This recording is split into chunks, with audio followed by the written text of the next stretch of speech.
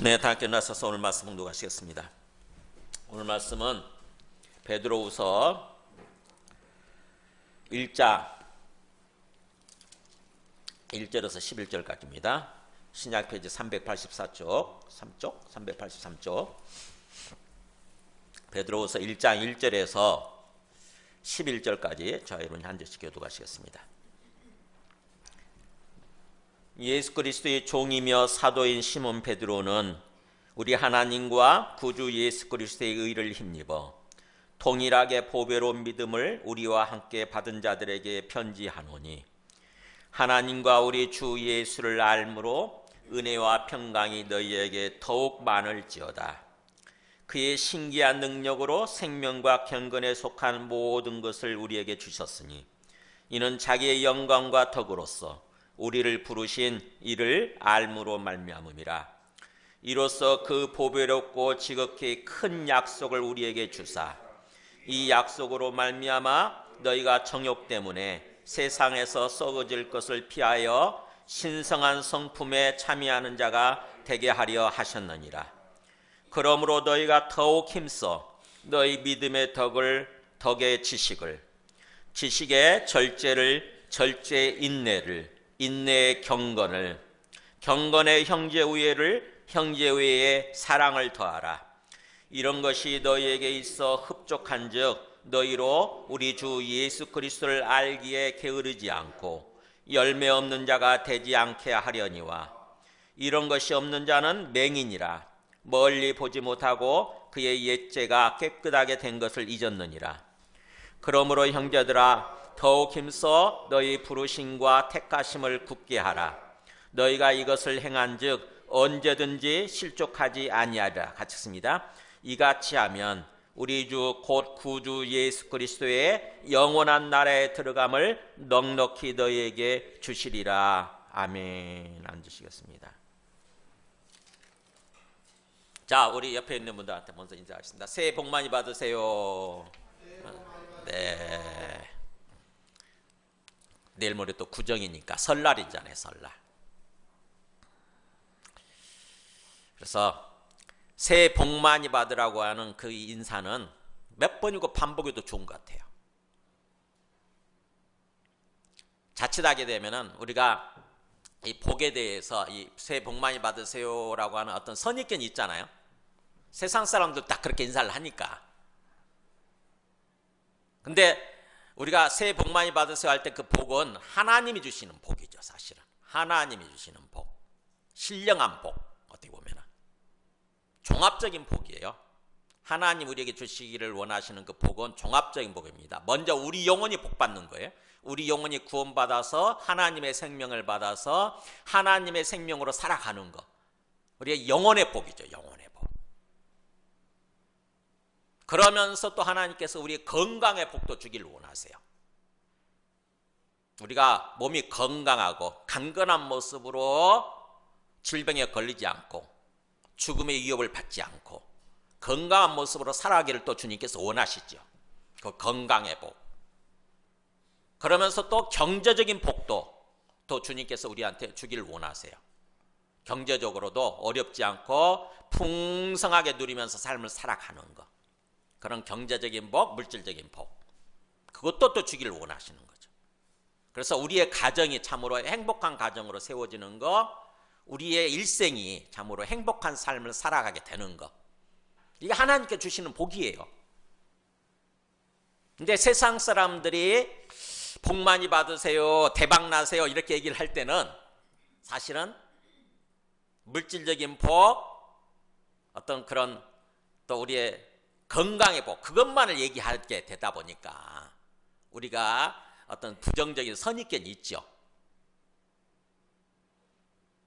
근데 우리는 마음속에 그걸 제대로 알고 있다고 한다면은, 하나님 주시는 우리한테 어떤 복을 주시길 원하시는지 그걸 제대로 알고 있다고 한다면 그냥 인사하면 돼요. 서로 이렇게 새해 복 많이 받으세요. 그러면서 마음속으로는 하나님이 주시는 종합적인 복을 충만히 누리는 그런 해가 되세요. 그런 삶을 사세요.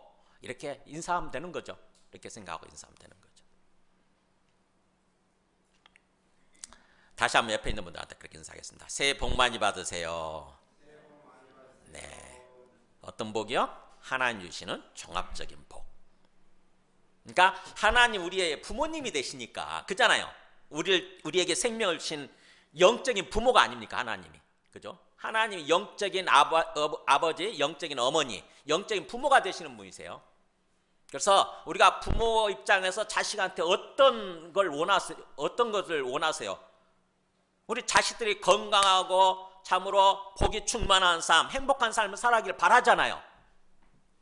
그런 것처럼 하나님께서도 우리한테 그걸 원하시는 거죠. 복이 충만한 삶, 행복한 삶, 그런 삶을 살아가길 바라시는 거예요. 하나님의 뜻대로 우리가 그렇게 행복한 삶, 복을 충만히 누리는 그런 삶이 되려면은 어떻게 해야 되는 건지, 사실은 그 방법, 그 길에 대해서도 성경에서 말씀하고 있잖아요. 그죠? 우리가 지금까지 새해를 맞이해서, 신년을 맞이해서 3주 동안 거기에 초점 맞추고 예배를 드렸습니다. 어떻게 하면 우리가 하나님 주시는 복을 충만히 받아서 충만히 누리면서 삶을 살아가게 되는지 하나님께서 이미 말씀해 주셨잖아요. 그 말씀을 듣고 예배를 드렸습니다. 그 예배에 참석하지 않은 분들은 우리 주보 있잖아요. 주보 밖에 있으니까 주보를 가지고 다시 한번 찬찬히 읽으시면서 생각을 해보세요.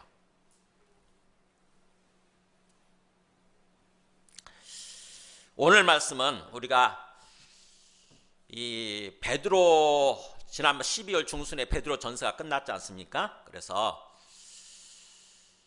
신년을 맞이해서 연말 연시를 맞이해서 그걸 이제 건너뛰고 다른 말씀을 들으면서 이렇게 예배를 드렸는데, 다시 베드로서로 넘어와서 다시 베드로 후서를 이어서 이렇게 말씀을 들으면서 예배를 드리려고 합니다.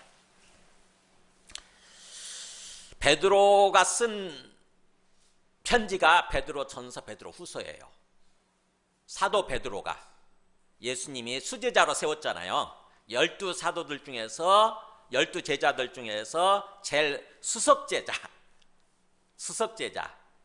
반장이에요, 반장. 제자들 중에서 반장으로 세운 사람이 이 베드로예요. 주님께서 왜 그렇게 세우셨는지를 모르지만 베드로 굉장히 굉장히 좀 부족하고 좀 그런 사람이잖아요. 오히려 사도 요한에 비해서 굉장히 신중한 사람이 아니라 굉장히 마치 생각이 조금 없는 사람처럼, 생각이 부족한 사람처럼 곧장 이렇게 행동으로 행동하는 그런 사람 아닙니까? 그런데도 불구하고 주님께서 그냥 베드로 사도를 수석제자로 이렇게 반장으로 세우셨는데 뭔가 뜻이 있겠죠.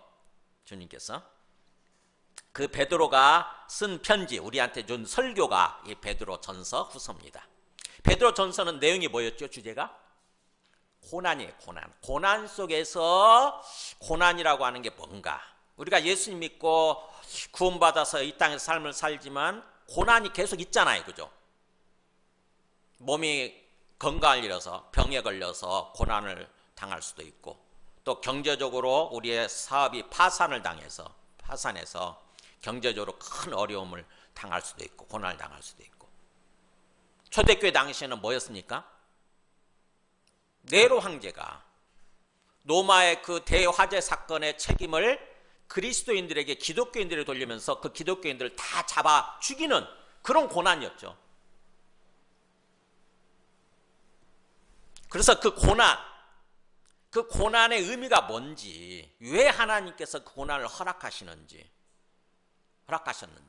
그리고 고난을 우리가 당할 때에 하나님께서는 어디 계시고 우리가 어떤 삶을 살아야 되는지, 그걸 얘기해 주는 게 베드로 전서였습니다. 고난 속에서의 합당한 삶, 고난을 당할 때 우리 믿는 사람답게, 구원받은 사람답게 합당한 삶을 사는 것이 어떤 것인지를 얘기해 주는 게 베드로 전서였습니다. 베드로 후서는 뭐냐? 그 베드로 사도가 죽기 직전에 전한 메시지예요. 이 메시지를 전하고 이 마지막 유언을 남기고 죽습니다. 베드로는 순교를 당하죠. 십자가에서 거꾸로 못 박혀서 죽었다는데 사형당한 거죠. 순교한 것입니다. 순교. 그렇게 죽기 직전에 마지막 전한 메시지가 유언이, 마지막으로 남겨놓은 메시지가 유언이 바로 이 베드로 후서예요. 그렇다고 한다면 이 베드로 후서가 얼마나 중요한지를 아시겠어요? 우리가 죽을 때 유언을 남긴다고 그럴 때 어떤 말을 남기겠어요?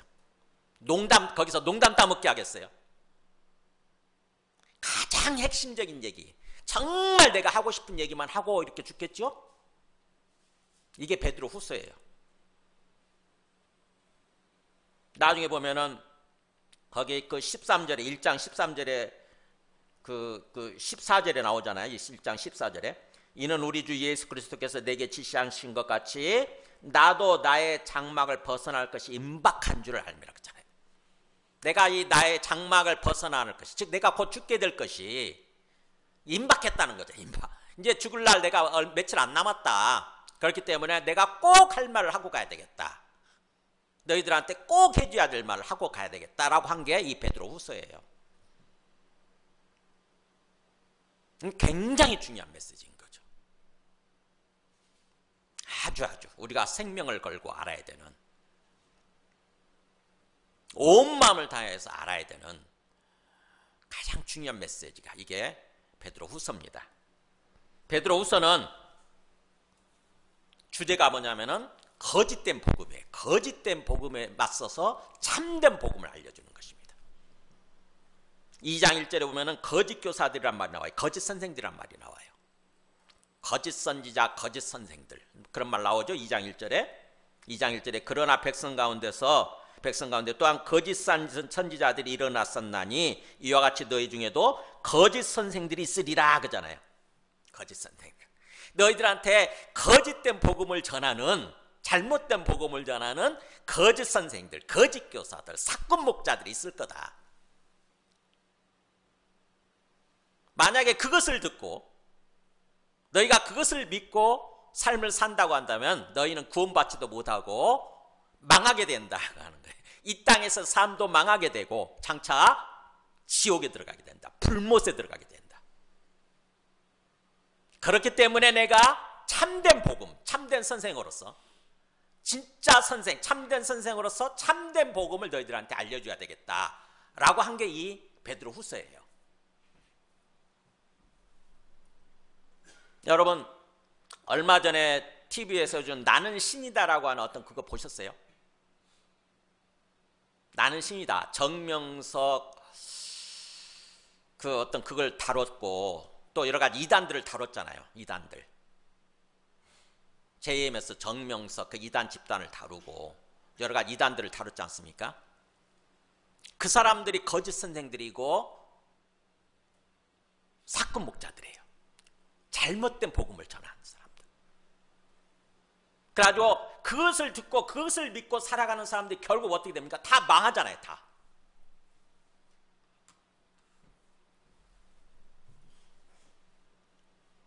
또 엊그저께도 그 서부지방법원에 난입해가지고 여러 가지 막 불을 지르고 유리창을 다 깨고 다 뭔가 때려 부수고 했던 사람들 있잖아요. 그 사람들 다 이렇게 지금 구속이 됐잖아요. 다 구속이 되고 그 사람들 엄청난 형벌을 받게 될 거예요. 아마 소유죄로 걸리게 되면, 소유죄죠, 소유죄. 그걸로 넘어가게 되면은 징역 최소 10년 정도 받는 거예요. 징역 10년. 그러면서 엄청나게 손해난 것들 있잖아요. 다 때려 부수고 그랬던 것들 7억 이상이 된다는데 그것을 다 부담하게 됩니다. 그 사람들이. 경제적으로도 엄청나게 피해를 보게 되는 거예요.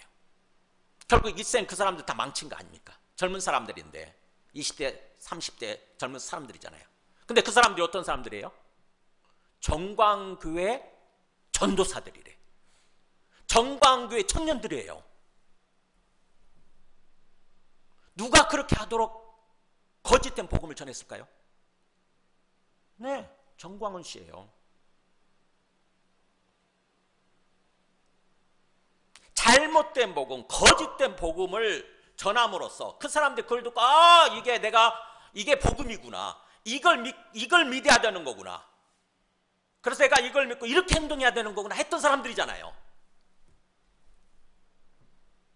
그러면 자기 말을 듣고 그렇게 살아감으로써 그렇게 구속이 됐으면 책임을 져야 되잖아요. 정광훈 씨가 책임을 져야 되는 거 아닙니까? 아이고, 제가 잘못된 복음을 전하는 바람에 저 사람들이 잘못 행동하고 그래서 저렇게 됐습니다. 제가 책임지겠습니다. 이래야 되는 거 아닙니까? 근데 뭐라고 그래요? 보셨어요? 그 사람들 잘 몰라요 그러잖아요. 아니, 자기가 특임 전도사로 임명을 했다며.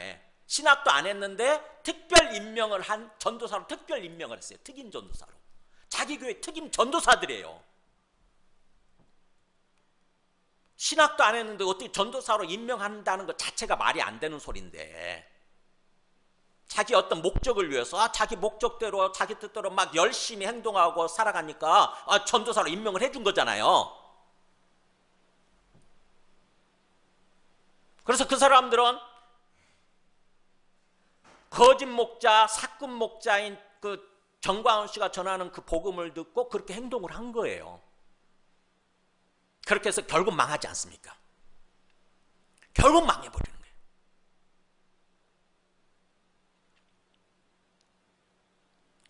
초대교회 당시에 그런 사람들이 있었다고 하는 것입니다. 거짓된 복음, 잘못된 복음을 전함으로써 사람들이 잘못 살아가게 만들고 잘못 행동하게 만들고, 그래서 결국 영원한 지옥, 영원한 불못으로 들어가게 만드는 그런 사람들이 있었다고 하는 것입니다. 그래서 그런 사람들에 맞서서, 그게 영주주의자들이에요. 어떻게 보면은 영주주의자들, 초대교회 때 그야말로 여기저기 횡행했던 이단이에요. 이단. 교회를 다니면서도, 예수 믿고 있다고 생각하라고 교회를 다니면서도 이단인 거죠. 그런 사람들에 맞서서 사도 베드로가 참된 복음은 그게 아니라고 하는 거. 내가 참된 선생으로서, 참된 교사로서 참된 복음을 너희들한테 가르쳐주고 알려주고, 그래서 참된 삶을, 제대로 된 삶을 해야 되겠다. 그런 소망에서 마지막 메시지, 유언 메시지가 이게 베드로 후서예요. 그러니까 베드로 후서를 통해서는 우리가 참된 복음이 뭔지, 진짜 복음이 뭔지, 진짜 구원이 뭔지, 이걸 알려고 하는 거, 그게 중요합니다. 그래서 제가 제목을 좀 부담스럽죠. 원어니까 썼어요. 굉장히 고민하다가 결국 썼습니다. 에피그노시스란 말을 썼죠. 이게 제대로 알아야 된다고 하는 단어예요. 그래서 제가 에피그노시스, 제대로 알라, 이렇게 제목으로 바꿨는데 한번 따라서 해볼까요? 에피그노시스. 다시 에피그노시스. 네, 그노시스란 말이 뭐냐면 지식이란 뜻이에요. 지식. 영어로 know라는 단어 아세요? K-N-O-W. K가 발음이 안 나잖아요. 그래서 know 그렇게 발음하는데, 원래대로 발음한다고 한다면 그노우라고 발음을 해야 되겠죠? K-N-O-W니까 그노우 이렇게 발음해야 되는데, 이게 헬라어에서 나온 거예요. 그노시스. 알다, 아는 거, 지식이라고 하는 단어예요. 그노시스. 근데 그 앞에 뭐가 붙었냐면 에피라는 말이 붙었어요. 에피는 뭐뭐 위에라고 하는 접두어예요. 뭐뭐 위에. 그러니까 뭐뭐 위에 계속 뭔가 그 어떤 그 그노시스가 있으면 그노시스 위에 있는 거, 그노시스보다 좀 더 더한 거, 이게 에피그노시스예요. 그래서 제대로 아는 거, 참된 지식, 진정한 지식, 제대로 아는 거, 이게 에피그노시스입니다. 이걸 사도 베드로가 이게 얼마나 중요한지, 왜냐하면 그동안에 그 이단들이 거짓된 복음을 전하고 있었잖아요. 거짓된 지식을 전하고 있었으니까 거기에 맞서서 참된 지식을 가져야 된다고 하는 거, 제대로 알아야 된다고 하는 것을 계속 강조하는 거예요. 그래서 핵심 단어는 어떻게 보면 베드로후서의 핵심 단어는 에피그노시스입니다. 제대로 알아야 된다고 하는 거. 제대로 알아야 된다고 하는 거. 우리가 그냥 복음을 수없이 설교를 듣고 예배를 드렸으니까 우리는 기본적으로 알고 있다고 생각하잖아요. 그죠? 기본적으로 다 알아요. 기본적으로 우리가 다. 복음이 뭔지, 예수님이 누군지, 예수 믿는다는 게 뭔지, 예수 믿고 구원받는다는 게 뭔지, 예수 믿고 구원받으면 나중에 뭔가 죽었을 때 천국에 간다고 하는 게 뭔지, 이런 것들을 기본적으로 다 알아요. 그리고 우리가 알고 있다고 생각을 해. 다. 난 알고 있어. 난 이렇게 제대로 잘 믿고 있고 잘 살고 있어. 이렇게 생각을 한다고, 우리 대부분이. 저도 그렇고요. 근데 오늘 사도 베드로가 그 정도 알아가지고는 안 된다라고 얘기를 하는 거예요. 그 정도 알아가지고. 너희들이 알고 있는 지식은 어떻게 보면은 조금 서툴게 알고 있는 거고 섣부르게 알고 있는 거다. 좀 더 거기서 더 나아가서 제대로 알아야 된다. 진짜로 제대로 알아야 된다. 이걸 강조하는 거예요. 에피그노시스. 그 단어가 어디 나오냐면 그 2절에 보세요. 하나님과 우리 주 예수를 알므로라고 하는 단어 나오죠. 알므로. 이때 에피그노시스를 써요. 제대로 알므로, 이런 뜻이에요. 제대로 알므로. 그 다음에 또 어디 나오냐면 3절에도 나와요. 3절에 보면은 끝에 이는 자기 영광과 덕으로서 우리를 부르시니, 우리를 불러주시니, 우리를 구원해 주신 이를 알므로 나오죠. 알므로. 여기도 에피그노시스예요. 제대로 알므로써, 진정으로 알므로써, 이렇게. 그 다음에 또 어디 나오냐? 8절에도 나와요. 8절에도. 이런 것이 너희에게 있어 흡족한 적 너희로 우리 주 예수 그리스도를 알기에 게으르지 않고, 우리 주 예수 그리스도를 알기에, 이게 에피그노시스야. 제대로 아는 데 있어서 게으르다는 말은 더디다, 지체된다, 이런 뜻이에요. 예수 그리스도를 진정으로 알아가는 데 있어서 더디지 않고 뒤떨어지지 않고, 이런 뜻이에요.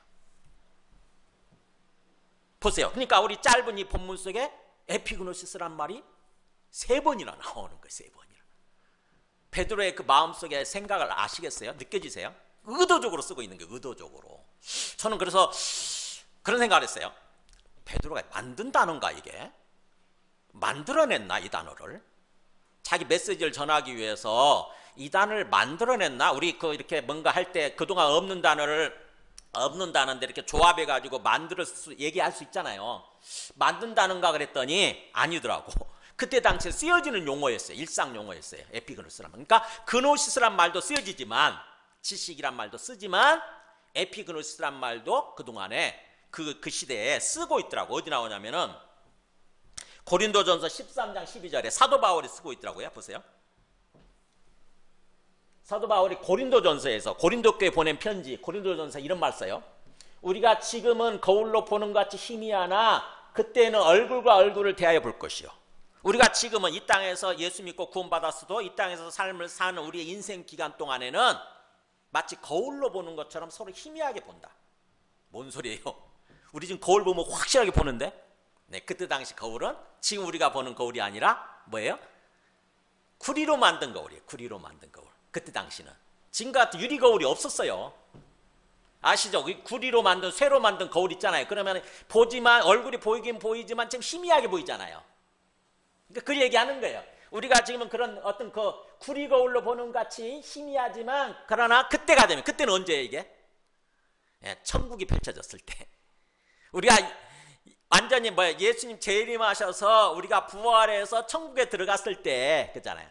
완전한 천국에 들어가게 됐을 때, 그때는 마치 얼굴과 얼굴을 서로 대하는 것처럼 뚜렷하게 보고 알게 될 거라는 거죠. 우리가 어렴풋하게 알고 있는 지식들이 뭐예요? 천국에 들어가게 되면 뚜렷해지는 거. 눈이 확 밝아지면서 이거였구나라고 깨닫게 되는 거죠. 그 얘기를 하는 거예요. 그러면서 보세요. 지금은 내가 부분적으로 알아, 그잖아요. 지금은 이렇게 희미하게 부분적으로 알아. 우리 말씀을 들어도 알잖아요. 말씀을 들어도 복음에 대해서, 구원에 대해서, 예수님에 대해서, 하나님에 대해서 부분적으로 알잖아요. 조금 아는 거죠. 조금. 조각조각. 조금. 막연히 알잖아요. 막연히. 아, 그렇구나. 근데 확실하게 안 보이죠? 하나님이 어떤 분이신지, 하나님이 어떻게 생기셨는지, 천국이 어떤 곳인지 확 아는 것이 아니라 조금 어렴풋이 알듯 말듯 하잖아요. 그런데 그때에는 그잖아요. 그때에는 천국에 들어가게 되면, 천국이 펼쳐지게 되면, 그때는 주께서 나를 아시는 것 같이 내가 온전히 알리라. 와, 주님이 나를 아는 것처럼, 하나님이 우리를 아시는 것처럼. 어떻게 아시겠어요? 그분은 에피그노시스예요.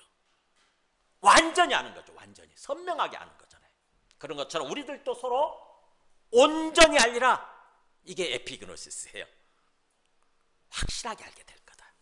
그러니까 사도 베드로뿐만 아니라 바울도 그 단어를 쓰고 있는 거예요. 이게 에피그노시스란 말을. 에피그노지, 어떻게 보면 에피그노시스. 아, 그렇구나. 베드로가 만든 단어가 아니고 그때 당시에 사람들끼리 서로 썼던 용어구나. 이게 우리가 제대로 알아야 된다. 그냥 대충 아는 것이 아니라 제대로 합시다 라면서 아마 썼겠죠. 그죠? 일상 사람들이 제대로 합시다. 복음에 대해서, 진리에 대해서 제대로 합시다. 좀 제대로 알아야 제대로 믿고 제대로 구원받아서 제대로 된 삶을 살 거 아닙니까? 이렇게 했죠. 그죠? 제대로 알아야, 진정으로 알아야 진정으로 믿게 되고, 그래서 진정으로 믿어야 또 진정으로 구원받게 되고, 진정으로 구원받게 되면 진정한 삶을 살아가는 거죠. 하나님 우리한테 바라시는 삶, 행복한 삶을 살아가게 되는 거죠. 그래서 1장 1절에서 2절이 그거잖아요.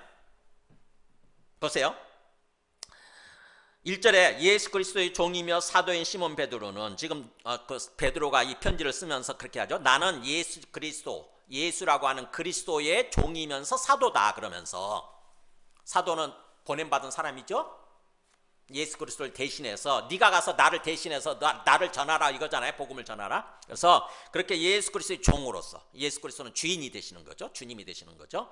예수 그리스도의 종이자 사도인 이 시몬 베드로가 우리 하나님과 구주 예수 그리스도의 의를 힘입어서 동일하게 보배로운 믿음을 우리와 함께 받은 자들에게 편지한다 그랬죠.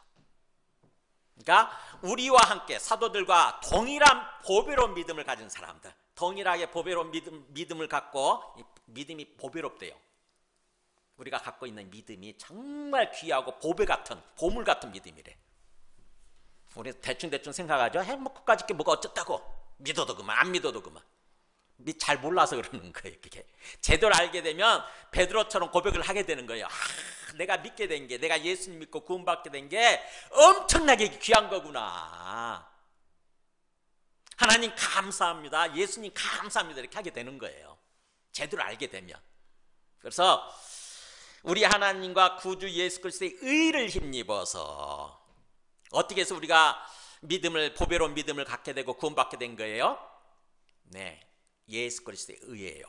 우리 하나님과라고 해서 두 분을 얘기하는 것처럼 사실은 번역이 되어 있는데, 정확히 원문을 보면 우리 하나님 곧, 그렇게 됩니다. 곧 구주 예수 그리스도입니다. 그러니까 예수 그리스도 한 분을 가리켜요. 여기서는요, 사실은요. 우리 하나님이신 곧 구주 예수 그리스도. 관사가 하나뿐이거든요. 이게 정관사. 그래서 우리 하나님이신 곧 구주 예수 그리스도의 의, 그러니까 예수님의 의로, 예수님이 십자가에서 죽으신 그 피로 있잖아요. 우리가 대속받아서 구원받은 거잖아요. 그래서 예수 그리스도의 의 때문에 우리가 구원받은 거죠. 믿게 되고. 그렇게 얘기합니다. 그러면서 첫 번째 메시지가 2절이에요. 너희들에게 하나님과 우리 주 예수를 알므로 은혜와 평강이 너희에게 더욱 많아질지어다. 이렇게. 그러니까 하나님과 우리 주 예수, 우리의 주님이신 예수님, 그분을 보내주신 하나님 아버지, 여기는 진짜 두 분이에요. 하나님 아버지와 우리의 주님이신 그리스도이신 예수님을 제대로 진정으로 알므로써 너희가 뭐예요? 은혜와 평강이 넘치는 삶을 살았으면 좋겠다, 이거예요. 사도 바울의 간절한, 사도 베드로의 간절한 소망이에요. 저도 그렇고 여러분들을 향해서 은혜와 평강이 넘치셨으면 좋겠어요. 갈수록, 여기서 더욱 많아질지어단 말이, 많을지어단 말이 점점 많아지는 것을 가리킵니다. 점점. 그러니까 점점 은혜와 평강이 막 넘치면 자꾸 많아지는 거예요. 자꾸 커지는 거예요. 뭐 할 때 그렇게 많아진다는 것입니까? 알므로, 알아갈 때, 더 제대로 알아갈 때예요. 하나님에 대해서, 우리 주 예수 그리스도에 대해서 제대로 알아갈 때에 은혜가 넘치고 평강이 넘치고 자꾸 많아지는 것입니다. 자꾸 뭔가 마음이 은혜로워지고 우리의 심령이 은혜로워지고 우리의 심령이 평안해지고 평안을 누리면서 자꾸 뭔가 행복한 그런 기쁨의 삶을 살아가게 되는 거예요. 그렇게 될지어다. 뭔가 은혜와 평강이 멈춰있는 상태가 아니라 자꾸 은혜와 평강이 늘어나고 자꾸 자라나고 성장하고 그런 삶을 살기를 바라는 거예요. 사도 베드로의 소망이자 하나님의 소망이죠. 예수님의 우리를 향한 소망이에요. 우리가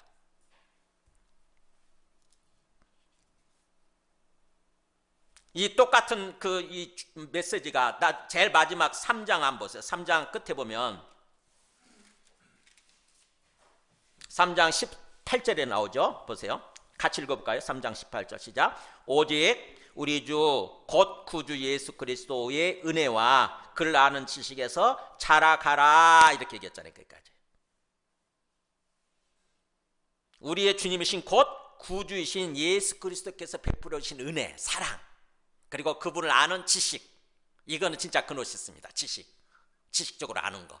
그 지식에 있어서 멈춰있지 말고 뭐예요? 계속 자라가라. 이게 자라가라. 너희가 성장해야 된다. 영적으로 계속 성장해야 된다.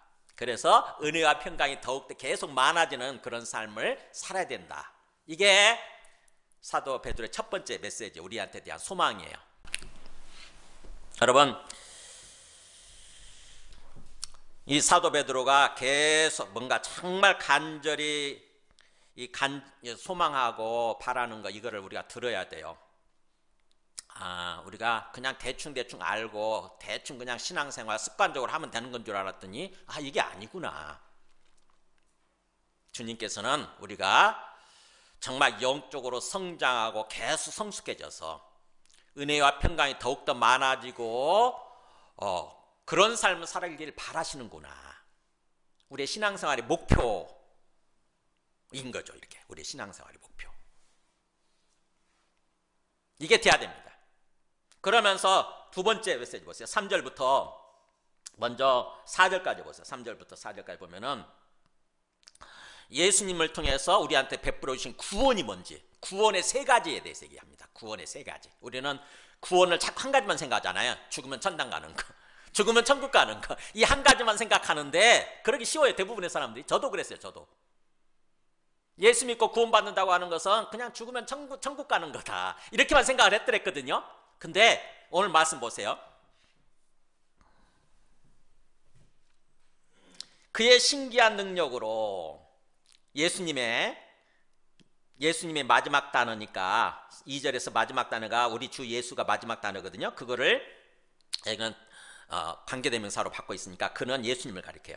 예수님의 신기한 능력으로 생명과 경건에 속한 모든 것을 우리에게 주셨으니 이는 자기의 영광과 덕으로서 우리를 부르신 이를 제대로 알므로써 에피그노시스 함으로써 말미암음이라. 자, 첫 번째 구원이 뭐냐? 그분의 신적인 능력으로, 예수님의 신적인 능력이라는 거죠. 예수님이 신이라는 것입니다. 하나님이라는 거예요. 예수님의 그 신적인 능력으로 생명과 경건에 속한 모든 것을 우리에게 주셨다.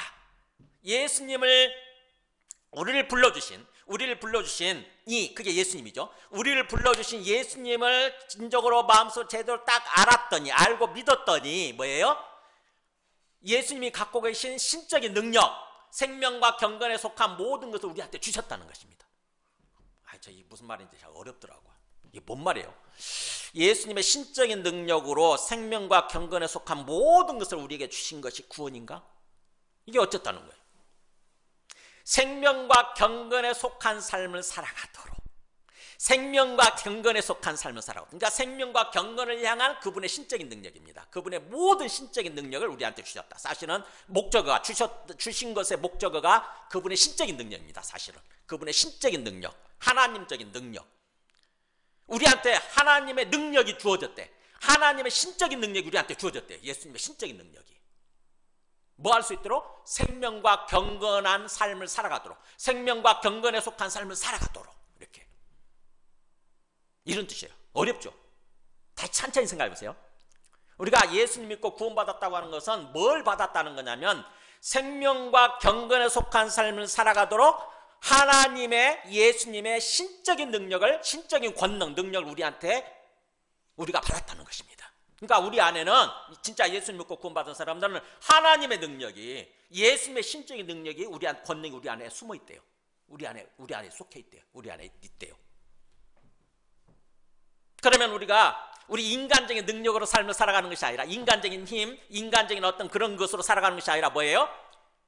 하나님의 능력으로, 하나님의 권능으로 살아가는 거예요. 하나님의 권능으로.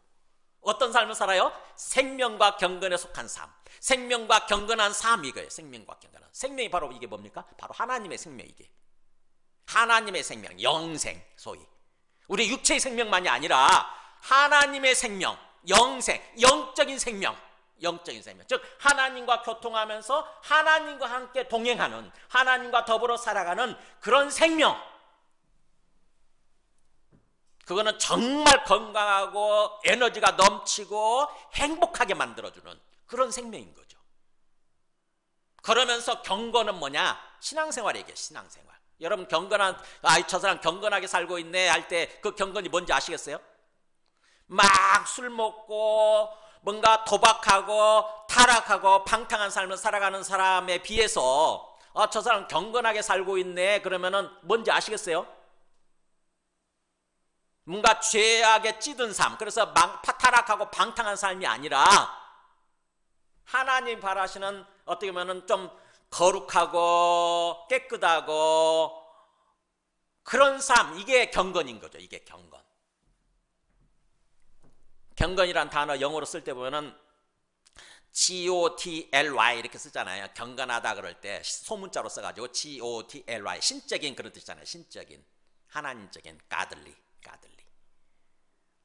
그러니까 항상 우리가 하나님을 믿고 하나님을 의식하는 가운데서 뭔가 이렇게 좀 경건하게, 표현이 어렵네. 경건을 설명하는데 경건이라는 단어를 또 써야 되네. 부패하지 않고, 타락하지 않고, 방탕하지 않고, 그런 삶을 살아가는 게 경건한 삶이, 하나님 우리한테 그걸 바라신다는 거죠. 그래서 생명과 경건이 넘치는 그런 삶을 살아가도록 예수님께서 신적인 능력, 하나님적인 능력, 하나님적인 힘을, 하나님 속한 힘을 우리한테 주셨다고 하는 것입니다. 이게 첫 번째 우리가 구원받은 그런 모습인 거예요. 우리가 받은 구원이 얘기야. 우리가 받은 구원. 그걸 자기의 영광과 덕으로서, 예수님의 영광, 하나님으로서 영광, 그리고 하나님이, 예수님이 갖고 계신 덕, 사랑이죠. 예수님이 갖고 계신 그 사랑으로서 우리를 불러주셨는데, 그 우리를 불러주신 그 예수님을 진정으로 알므로, 제대로 알므로써 이게 이루어지는 거다. 이게 이루어진 거다라고 한 거죠. 그래서 우리 모두는 진정으로 예수님 믿고 구원받았다고 한다면 우리 안에 하나님의 능력이 있다고 하는 것입니다. 생명과 경건에 속한 삶을 살아가도록 하나님의 능력이 부여되어 있대요.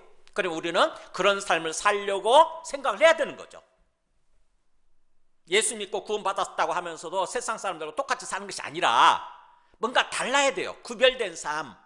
그게 거룩이라는 뜻이잖아요. 거룩한 삶. 세상 사람들과는 다른 삶을 살아가려고 해야 돼요. 생명과 경건에 속한 삶. 그러면서 두 번째 보세요. 또 우리가 구원받았다고 하는 게 뭐냐? 이로써 그 보배롭고 지극히 큰 약속을 우리에게 주셨다 했잖아요. 그러면 이 땅에서 우리가 생명과 경건에 속한 삶을 살다가 끝나는 거냐? 아니라는 것입니다. 예수님께서 우리한테 베풀어 주신 구원이라고 하는 것은 뭐냐면은 보배롭고 지극히 큰 약속을 우리한테 주셨다고 하는 거죠. 약속을 주셨는데, 약속. 그 약속이 뭐냐? 너무나 이게 귀하기 때문에 보배롭고 지극히 큰, 그렇게 얘기했잖아요. 지극히 큰이란 말은 최상급 단어예요. 이게 가장 큰 이런 뜻이에요. 가장 큰. 최고로 큰 약속을 주셨다. 이게 뭘까요? 이게 뭘까요? 도대체? 우리가 예수 믿고 구원받았다는데 엄청난 약속을 또 주셨대요. 이게 뭘까요? 어떤 약속을 주셨을까요? 이게 바로 예수님 재림하실 때 우리가 들어가게 되는 새하늘 새 땅이에요. 천국이에요. 천국. 어디 나오냐? 한번 우리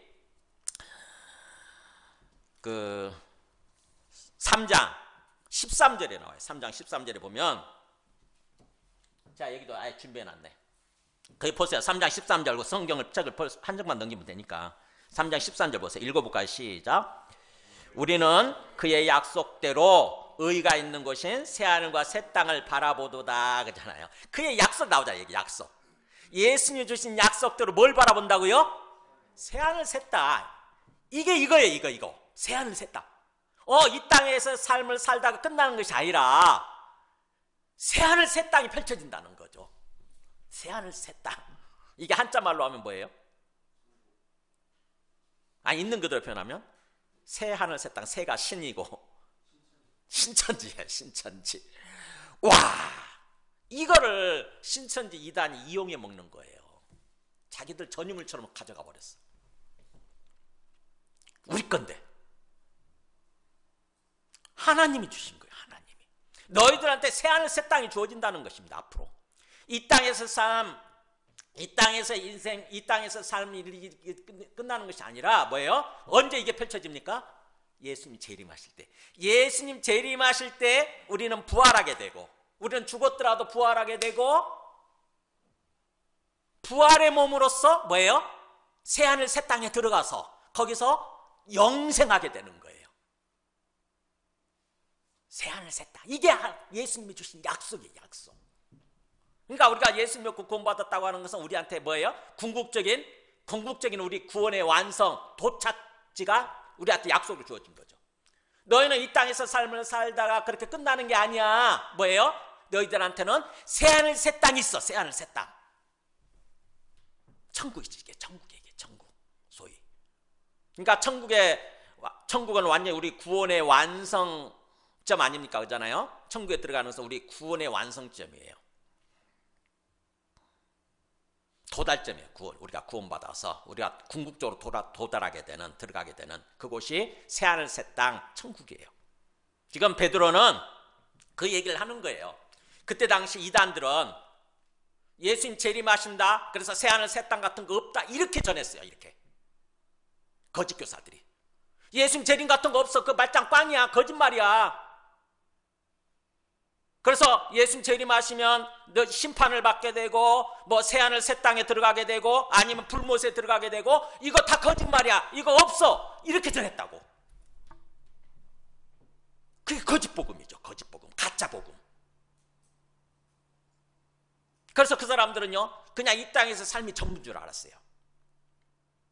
이 땅에서 육체적인 생명을 가지고 살아가는 삶이 그게 전부인 줄 알았다고. 우리 인생이라고 하는 게 그게 전부인 줄 알았어요. 그러다 보니까 어떻게 됩니까? 이 땅에서 삶이 전부라고 한다면, 나중에 다른 세상이 없다고 한다면은 이 땅에서 뭔가 최대한 우리가 즐거움을 누리면서 쾌락을 누리면서 살아야 되잖아요.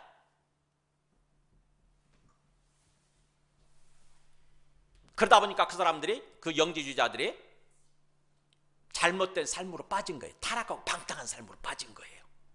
그게 2장에 나오잖아요. 나중에 베드로후서 2장에.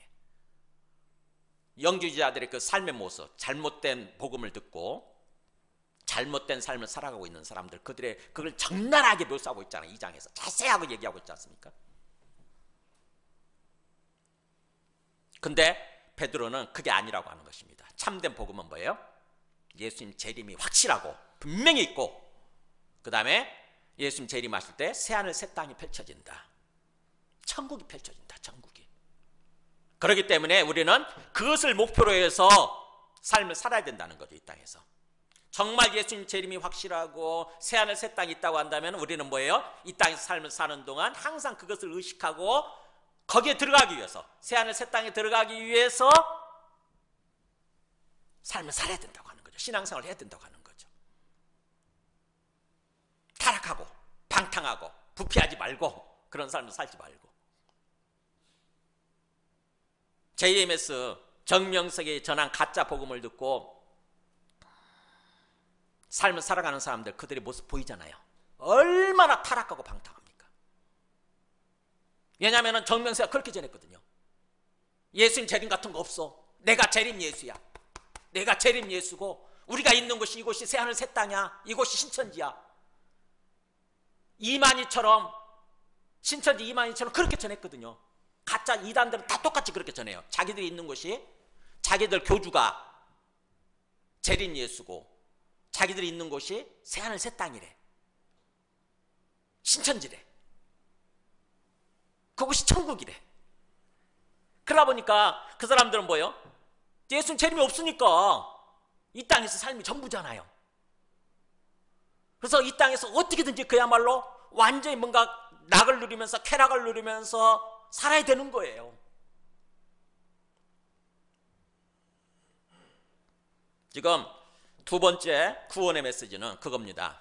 너희들한테는 새하늘 새 땅을 약속으로 주셨다고 하는 것입니다. 새하늘 새 땅 약속으로 주셨다. 우리가 궁극적으로 들어가게 될 구원이죠. 궁극적으로 들어가게 될 구원. 새하늘 새 땅 우리한테 주어진 거예요. 우리는 그것을 항상 생각하고 우리는 그것을 향해서 새하늘 새 땅을 향해서 지금 살고 있다고 하는 거, 새하늘 새 땅을 향해서 걸어가고 있다고 하는 거 항상 그것을 생각해야 됩니다.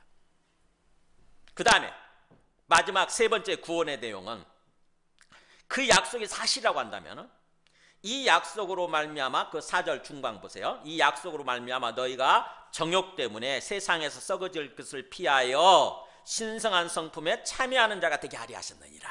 이거예요, 이거.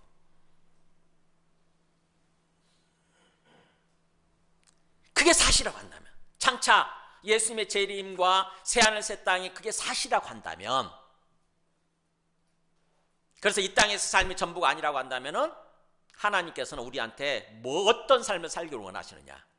이 세상에서 우리 정욕 때문에 그런 삶을 살아가게 되는데, 정욕 때문에 세상에서 썩어지는 삶, 부패하고 타락한 삶, 썩어질 것을 위해서 사는 거죠. 우리의 영역 한순간의 욕망을 위해서 사는 거예요. 정욕 때문에 욕심을 위해서 사는 거예요. 거기서부터 피해서, 거기서부터 벗어나서 그런 뜻이에요. 그것에서부터 벗어나서 하나님은 우리가 어떤 삶을 살기를 원하시느냐? 하나님의 신성한 성품에 참여하는 삶. 신성한이란 말이 번역을 신적으로 번역을 해야 돼요. 신적인. 아까 거기서 우리 3절에서 얘기했던 것처럼 똑같은 단어예요. 그게 신기한이라 할 때 신기한이란 말이나 여기서 신성한이란 말이 똑같은 신적인 그런 뜻이에요. 하나님적인, 신적인, 하나님적인 성품. 그러니까 하나님적인 성품에 참여하는 그런 사람이 되기를 원하신다는 거죠. 우리가 이 땅에서 신앙생활을 통해서 하나님의 성품이에요. 하나님의 그 신적인 성품에 참여하는 자, 즉 다시 말하면 뭐예요? 우리가 하나님의 성품을 회복하기를 바라신다는 거죠. 하나님이 원래 우리 인간을 지으실 때 뭐라고 지으셨어요? 어떻게? 우리의 형상을 따라 우리의 모양대로 우리가 사람을 짓자, 그렇게 얘기하시잖아요. 그러니까 원래 우리는요 하나님적인 모습으로 지음받은 존재예요. 겉모습이 그렇다는 것이 아니라 우리의 속사람, 우리의 어떤 인격, 우리의 어떤 심령, 우리의 영혼이 하나님을 닮은 모습으로, 하나님을 쏙 빼닮은 모습으로 하나님께서 지어주셨어요. 그래서 하나님적인 삶을 살아가도록, 신적인 삶을 살아가도록 그렇게 지어주신 거예요. 근데 우리가 하나님을 부인하는 바람에 그걸 잃어버린 거예요. 하나님의 신적인 성품이 잃어버리고 왜곡된 것입니다. 그래서 우리가 마귀의 모습으로, 짐승 같은 모습으로 바뀐 거예요. 우리 속사람이, 우리의 인격이. 그래서 우리가 욕할 때, 다른 사람들한테 욕할 때 뭐예요? 그 사람이 어떤 개판지 그런 삶을 살아가는 뭐라고 그럽니까? 짐승이라고 얘기하잖아요. 짐승 같은 존재. 개 돼지냐 그러잖아요. 개 돼지냐. 넌 개 돼지 같은 존재야. 이렇게 얘기하잖아요. 원래는 우리가 하나님적인 정말 뭔가 좀 품격 있고 고상한 삶, 정말 존경받는 그런 삶을 살아가도록 지음받았는데 그걸 잃어버린 것입니다. 하나님의 신적인 성품을 잃어버렸어요. 근데 하나님께서 우리를 구원해 주셔서 다시 그것을 회복하는 존재가 되도록, 회복하는 그런 삶을 살아가도록 그렇게 해주셨다고 하는 것입니다.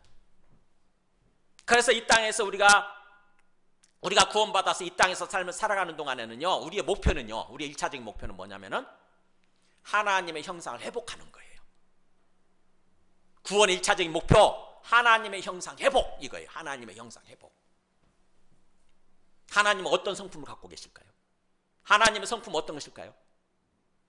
거룩하고 사랑하고 충만하고. 두 가지로 요약될 수 있어요.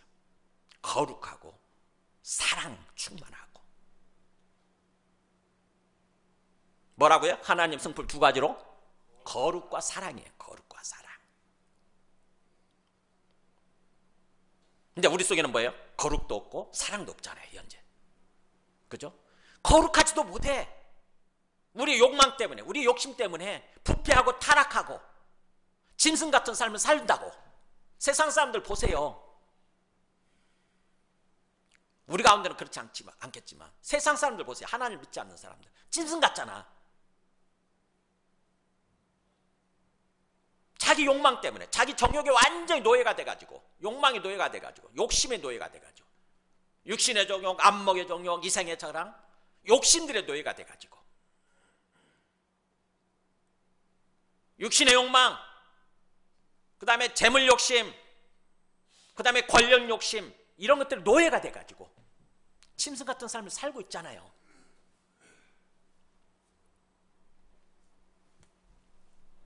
그건 결국 사실은 썩어 없어지는 거라고 하는 것입니다. 아무리 우리가 그것을 통해서 얻었다 할지라도, 우리 육신의 욕망을 이루고 우리 안목의 정욕을 이루고, 그래서 경제적으로 뭔가 부자가 되고, 또 우리의 이생의 자랑을 이뤘다 할지라도, 뭔가 대통령 자리에 오르고 그렇다 할지라도 뭐예요?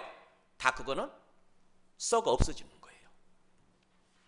그 자리에서 내려오게 되면, 이 땅을 떠나게 되면은 그 사람 게 아니라, 자기 게 아니라 다 없어지는 거예요. 썩어 없어지는 것입니다. 특히 예수님 재림하시게 되면은 이 세상에 있는 모든 것들은 다 없어지게 돼요. 정욕적인 거, 세상적인 거, 마귀에게 속한 어떤 그런 것들은 다 심판받아서 영원한 불못으로 다 들어가게 돼 있어요. 없어지는 거예요.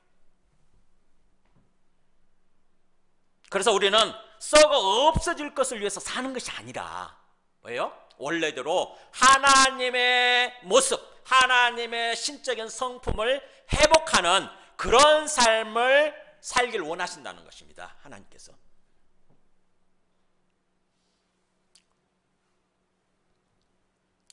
하나님의 형상 회복이에요. 그래서 이렇게 구원을 세 가지로 얘기를 하는 거죠. 사도 베드로가. 너희가 예수님 믿고 구원받았다고 하는 것은 뭐예요?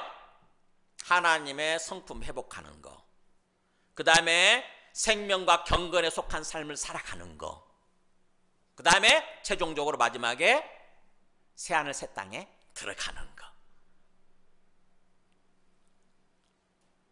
그거를 제가 사도신경 하면서, 설교하면서 구원을 3차원에서 얘기했잖아요. 구원을 3단계로 얘기했죠. 먼저 이 땅에서 우리가 구원받은 거예요. 그죠? 이 땅에서 구원받은 거. 하나님의 신분을, 하나님의 자녀라고 하는 신분을 회복한 거. 그 다음에 뭐라고 했습니까? 죽었을 때 우리 영혼이 하나님 계신 곳으로 가는 것. 그게 천국에 가는 건 아니에요. 그게 임시적으로 가는 거지. 그 다음에 마지막으로 뭐 했어요? 예수님 재림하실 때 우리가 부활해가지고 천국에 들어가서 천국에서 영생하게 되는, 이런 식으로 얘기를 했죠. 사도신경에 그렇게 말을 하고 있으니까. 근데 이 사도 베드로는 오늘 다른 차원에서, 세 가지 차원에서 구원을 얘기를 하고 있습니다. 이게 우리가 받은 구원이에요. 이게 우리가 받은 구원. 그러면서 보세요. 그러면서 이것을 위해서, 그럼 5절에 그죠? 그러므로 그잖아요. 그러므로 너희가 받은 구원이 이것이기 때문에, 그러므로 이제 우리가 힘써야 될 게 있다는 거죠. 이 땅에서 삶을 사는 동안에, 이 땅에서 신앙생활을 하는 동안에 너희가 힘써야 될 게 있다. 더욱 힘써, 그렇게 나오죠. 너희가 더욱 힘써. 그 다음에 마지막 단어가 7절에 그때 더하라 이렇게 돼 있죠. 더욱 힘써서 이것들을 더하는 삶. 더욱 힘쓰란 말이 사실 원어로 보면은 전력을 기울여라 이렇게 돼 있어요. 사실은요. 전심을 다해라, 힘을 다해라 이렇게 돼 있습니다. 더욱이란 말이 조금 뭔가 상대적으로 이렇게 조금 낮아지는 그런 표현이죠. 사실은 낮은 표현인데 그게 아니고 전심을 기울여라, 힘을, 전력을 다해라 이거 돼 있어요. 뭐 하는데? 8가지를 힘쓰는 데 있어서 8가지 나오죠. 첫째가 뭐예요? 믿음에, 그러니까 먼저 믿어야 되는 거죠. 믿는 거. 그 다음에 덕, 믿음의 덕을, 덕의 지식을, 지식의 절제를, 절제의 인내를, 인내의 경건을, 경건의 형제우애를, 형제우애의 마지막 뭐예요? 사랑을 더하라. 마치 이렇게 층 쌓는 거와 똑같아요. 층 쌓아서 집 짓는 거와 똑같아요. 먼저 제일 밑바닥 기초가 뭐예요? 믿음입니다. 믿음에서 시작하는 거예요. 믿음. 예수님을 믿고 하나님을 믿는 믿음. 이 털을 다진 다음에 거기다 뭘 쌓는 거냐면은 덕을 쌓는 거예요. 덕이 뭘까요? 우리 그 지장, 덕장 들어보셨어요? 삼국지를 읽다 보면은 조조는 지장이라고 그러죠. 굉장히 지식이 뛰어난 지장이에요. 똑똑한 사람, 지장. 그런데 현덕은 뭐라고 그래요? 유비현덕은 덕장이라고 그러잖아요. 덕장. 덕이 있는 사람. 뭔지 아시겠죠? 그래서 우리가 먼저 믿음의 기초를 다진다 하면은 덕을 쌓아야 된다. 덕이 없으면 안 된다는 거죠. 덕을 쌓아야 되고 그 다음에 그 덕 위에다 또 뭘 쌓아야 된다? 지식을 쌓으라는 거죠. 지식. 이때는 지식이 진짜 그노시스예요. 그노시스. 에피그노시스가 아니고 지식. 그노시스. 지식. 뭐예요? 지식적으로 아는 거. 성경을 통해서, 성경 말씀을 통해서 예수님이 누군지, 하나님이 어떤 분이신지, 예수님과 하나님 우리한테 어떤 구원을 베풀어 주셨는지 이걸 알아가는 거예요. 알아가는 거. 지식적으로 알아가는 거. 지식을 쌓으라는 거죠. 열심히 성경 읽고 열심히 성경 공부해야 되는 거죠.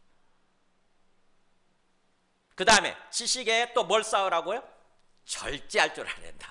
지식만 많아지게 되면 자칫하면 내가 조금 안다 싶으면 교만해지거든요. 그렇더라고. 제가 보면 이게 지금 지식이라고 하는 게 속성이 그거더라고. 교만해지게 만들더라고. 교만을 내리두르는 거, 절제할 줄 아는 거예요. 절제할 줄 아는 거. 절제. 교만이라고 하는 게 내 어떤 권력욕, 명예욕 아닙니까? 이생의 자랑. 그걸 내리두르는 거, 절제할 줄 아는 거. 내 욕망을 컨트롤하는 거. 아무것도 아니라고 사실은 알아야 되죠. 내가 알고 있는 지식이 진짜 세 발의 피잖아요. 세 발의 피고 하나님이 갖고 계신 지식에 비하면 세 발의 피 아닙니까? 큰 대양 바닷가에서 물 한 방울에 불과하거든. 근데 내가 조금 알다 싶으면 교만해지거든요. 그걸 절제할 줄 알아야 되는 거예요. 절제. 그 다음에 절제층을 쌓은 다음에 또 어떻게 하라고요? 또 뭘 쌓으라고? 그 다음에 인내할 줄 아는 거예요. 인내. 우리가 참 이게 인내도 어떻게 보면은 우리가 잃어버린 하나님의 성품이죠. 조금 환경이 어려워지고 상황이 어려워지면은 떠나버리잖아요. 그 자리를 떠나요. 하나님 앞을 떠나버린다고. 이것저것 핑계대면서 아이고 하나님 앞을 떠나버려. 그 인내하지 못하는 거죠. 우리가 자식을 키우면서 인내할 줄 모르는 아이들 있죠. 보면은 그런 아이들은 성공합니까? 실패합니다. 인내심이 없는 자들은요 실패해요. 머리가 좋고 나쁘고를 떠나서 인내심이 있는 아이들이 성공합니다. 어떤 분야에 있어서 뭐 공부를 하든지 뭘 하든지 어떤 분야에 있어서 하다 보면은 굉장히 어려운 상황이 닥치잖아요. 그 어려운 상황이 닥쳤을 때 그걸 인내해야 할 줄 알아야 되는데 쉽게 포기하고 떠나버리게 되면 성공할 수 없잖아요. 그래서 인내할 줄 아는 거, 인내심을 기르는 거, 그게 인내심을 쌓으라는 거죠. 인내를 힘쓰라는 거죠. 인내를 공부하라는 거죠. 인내심을 쌓는 버티기. 그래서 우리 아이들 정말 인내심을 키울 때 그 아이들이 반드시 성공합니다. 서울대 들어가는 것도요. 책상 앞에 오래 앉아있는 사람이 들어가요. 머리 좋은 사람이 들어가는 게 아니고. 인내심. 그 다음에 또 뭘 쌓으라고요? 인내심을 키운 다음에 인내심을 쌓은 다음에는 경건. 아까 경건이 뭐라고 그랬어요? 신앙생활 하는 거예요. 항상 하나님을 믿고 하나님을 경외하면서 하나님을 의식하면서 경건한 삶을 살아가는 거. 신앙생활 하는 거. 경건의 층을 쌓으라는 거죠. 그 다음에 경건에 또 뭐? 형제우애. 필라델피아예요. 이게 필라델피아. 필로스가 사랑이잖아요. 필로스가 사랑. 아가페와는 조금 더 다른 사랑이죠. 친구들 간에 갖고 있는 우정, 우애, 사랑. 필로스. 그 다음에 아델포스가 형제거든요. 그러니까 뭐예요? 서로 형제들끼리 어떻게 보면은 우리 예수 믿는 사람들이죠. 예수 믿는 사람들끼리 서로 우애하고 사랑하는 거. 이걸 쌓으라는 거죠. 개인적으로 나 혼자만을 아는 그런 모습으로 개인주의적으로 신앙생활하면 안 된다는 겁니다. 교회에 나와서 서로 사랑하는 것을 연습하고 훈련하는 거예요. 내가 하기 싫어도 내 감정 속에 사실은 싫지. 너 혼자 있는 게 편하잖아요. 그렇지만 내 의지력을 가지고 의지를 가지고 다가가는 거예요. 형제들한테 물어보고 요즘 어떻게 지내는지, 뭐 걱정되는 게 없는지, 내가 기도해 줘야 될 게 뭔지, 내가 도와줘야 될 게 뭔지. 이게 형제 우애예요. 여기서 사랑을 배우고 사랑을 훈련하고 연습해서 어디로 나가는 거냐면 그 다음에 아가페로 나가는 거예요. 이게 사랑이에요. 사랑. 이게 이웃사랑입니다. 사랑. 그 마지막 단어가 사랑. 이건 아가페 사랑이에요. 하나님이 우리에게 보여주신 사랑. 무조건적인 사랑, 헌신적인 사랑, 희생적인 사랑이죠. 아무 조건 없는 사랑이에요. 내 목숨을 바치는 사랑, 내 모든 것을 드리는 사랑. 여기까지 나아가야 된다는 거죠. 이게 구원의 완성점이고 하나님 성품의 완성점이에요.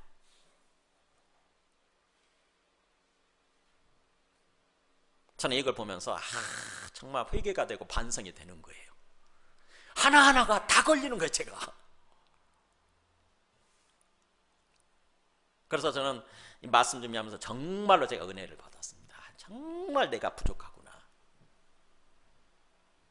잘 알고 있다고 생각을 했는데, 신앙생활 잘하고 있다고 생각을 했는데 완전 이게 정말 형편없었구나.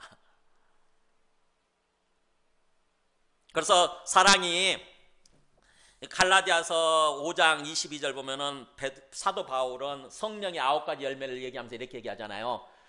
우리가 예수님을 믿고 성령을 받아서 성령을 따라서 살아가게 되면 자연스럽게 우리 인격의 열매가 맺히게 되는데, 그죠? 우리 인격이 열매로 이렇게 나타나게 되는데, 이 9가지를 얘기하는 거죠. 사랑, 희락, 화평, 오래 참은 자비, 양선, 충성, 온유, 절제. 제일 앞에 뭐가 있어요? 사랑 나오잖아요. 사랑. 이게 가장 중요하기 때문에 제일 앞에 세운 거예요. 그러니까 이 베드로하고는 반대로 순서를 뒤집어 놓은 거예요. 사랑. 사랑. 그래서 사도 바울은 고린도전서 13장 8절 보면 사랑에 대해서 이렇게 얘기하죠. 사랑은 언제까지나 떨어지지 아니하되 예언도 패하고 방언도 그치고 지식도 피하리라. 뭐예요? 이 땅에서 살아가는 동안은 예언도 필요하고 방언도 필요하고 지식도 필요하죠. 다. 그죠? 이 땅에서 신앙생활 할 때 예언도 있고 방언도 있고 지식도 다 있어요. 그런데 예수님 재림하시게 되면 다 그것들은 없어진다고 하는 거죠. 예언도 방언도 지식도 다 없어지고 뭐만 남아요? 사랑이 남는다는 거죠. 사랑. 그래서 우리는 부분적으로 알고 부분적으로 예언하니, 지금은 그렇죠. 지금은 우리가 부분적으로 알 뿐이고 부분적으로 뭔가 예언하고 그럴 뿐이지만, 그래서 부분적인 지식, 부분적인 예언이 있지만, 그러나 뭐라고 합니까? 이게 10절 읽어볼까? 시작. 온전한 것이 올 때는 부분적으로 하던 것들이 다 폐하리라, 없어지리라. 온전한 것이 올 때. 온전한 게 뭐겠어요? 이게 사랑이 충만한 세상, 사랑의 세상이에요. 천국, 새하늘 새 땅이에요. 이게. 그러니까 새하늘 새 땅 천국에 들어가게 되면 거기는 뭐만 가득한 거예요?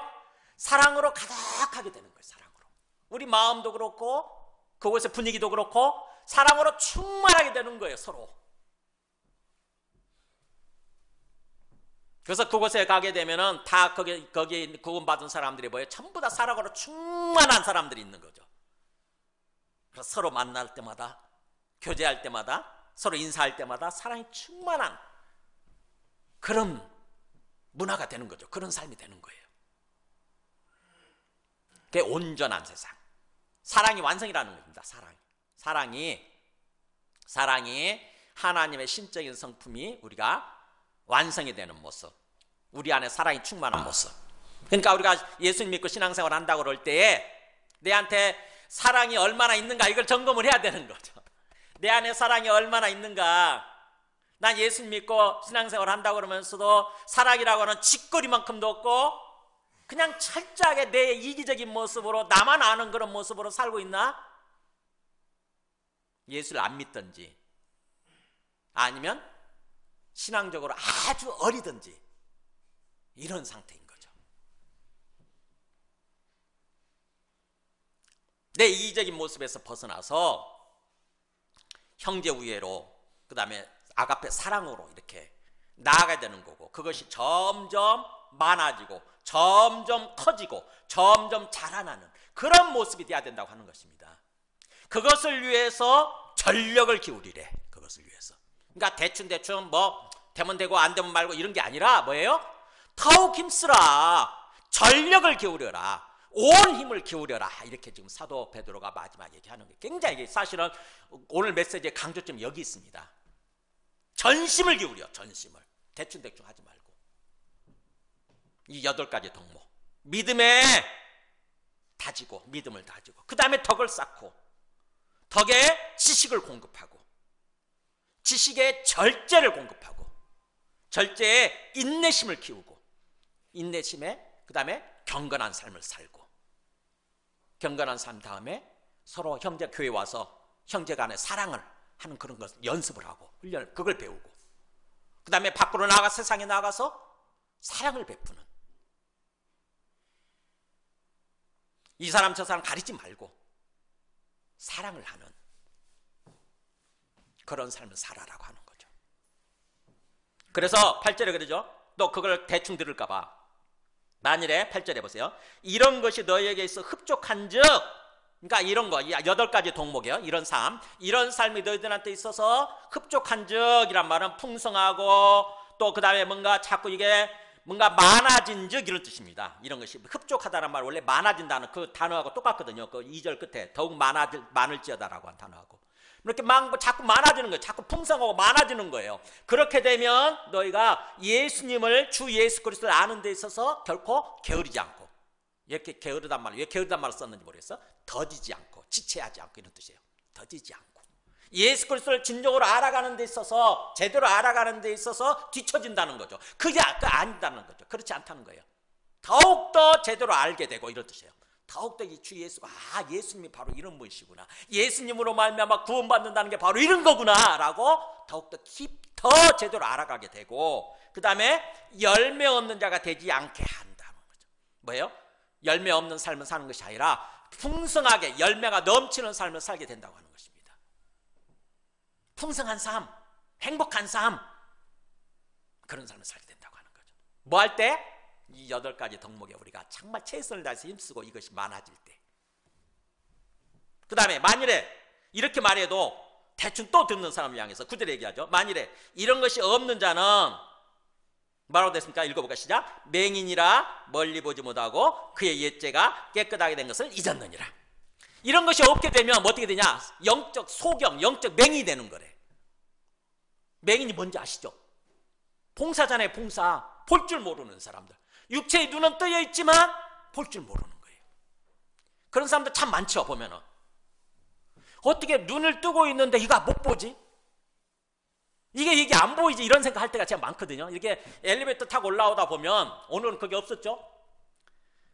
뭐 우유 먹고 우유통 거기다 버려놓고, 쓰레기 버려놓고, 과일 껍질 버려놓고, 뭐 과자 봉지 버려놓고 이래요. 근데 그게 계속 있어. 제가 올라오면서 야, 이걸 버리는 사람도 그렇거니와 이걸 버린 것을 보면서도 치우지 않는 사람도 왜 이게 안 보이지? 왜 이게 엘리베이터라고 하는 게 안 보이지? 모두가 같이 공용으로 쓰는 공용 공간이라는 게 왜 이게 안 보이지? 이런 생각을 제가 해요. 왜 안 보일까? 육체의 눈은 떠 있는데 안 보이는 거예요. 그게 마음에 안 들어오는 거예요. 내가 이게 엘리베이터 공간이니까 여기다 버리면 안 되지, 이런 생각을 못 하는 거예요. 아무 생각 없이 버리는 거야. 아무 생각 없이. 내가 지금 손에 들고 있는 게 귀찮은 거지. 그래서 그냥 그다 버리는 거야. 이게 얼마나 자기중심적으로 이기적으로 생각합니까? 그렇게 키운 사람이 누구예요? 하나님을 믿지 않는 부모들이에요. 자식들을 그렇게 키운 거예요. 다른 사람 생각하고 뭔가 어떤 그 공용 공간이라고 하는 걸 생각하도록, 공적 의식을 갖도록 이렇게 그렇게 키운 것이 아니라 철저하게 네 중심적으로 살아. 너만 살아남으면 돼, 너만 성공하면 돼, 너만 1등하면 돼, 이런 식으로 키운 거예요. 그러니까 육체적인 눈은 떠 있지만 그걸 못 보는 것입니다. 그리고 또 그걸 치우지 않는 사람도 마찬가지인 거죠. 저는 그때마다 조금 마음에 좀 힘들지만 그 사람들 때문에 힘든 거예요. 내가 치우는 게 힘든 게 아니라 왜 이런 사람들이 세상에 이렇게 많을까? 제가 치웁니다. 저는 반드시 치워요. 반드시.